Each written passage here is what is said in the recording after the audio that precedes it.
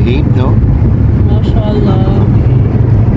Today is Sunday, guys. So tomorrow pasok na naman after 5 days holiday.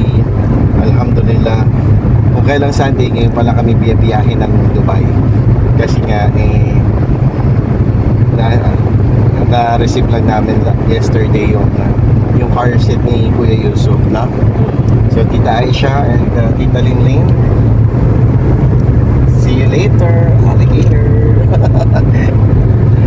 Crocodile for a while. See you a while. Crocodile. Like that. Si Kuya Yusuf. Ayan. Tulog. Mukhang nag-enjoy naman siya sa kanyang Ayaw pa niya seatbelt. ayaw niya magpa-seatbelt na. Hindi pwede kasi nandito ako sa harap eh. So ayan, silang dalawa nasa likod. Ayan yung isa. So wala nang sorry guys, wala na kaming extra passenger.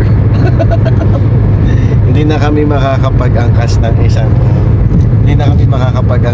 isa kasi nga masikip na sa likod, sa gitna. Hindi na kasya si wifey. So dito na siya sa harapan. Napakita mo yung space sa likod. Ayan. So hindi kasya yung balakang ko dyan, guys. Alhamdulillah, naman sila sa car seat nila. Behave naman sila.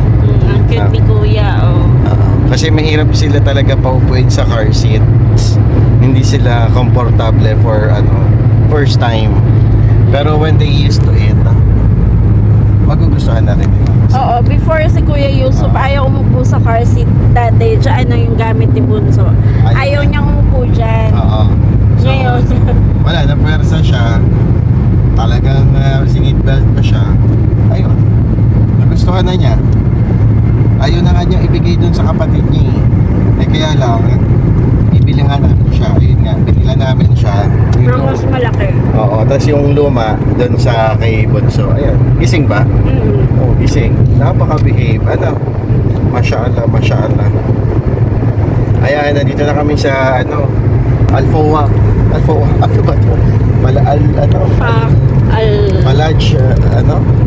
Alfaka? Alfaka. Border na kami ng Dubai. From Al Ain. Nasa Alfaka na kami. Border na ng Dubai. So, punta muna kami kay Ate Linlin. Right after, punta kami kay Ate Erica. Kasi madami daw tayo alam mo na, goat. Ito barak guys. Bye.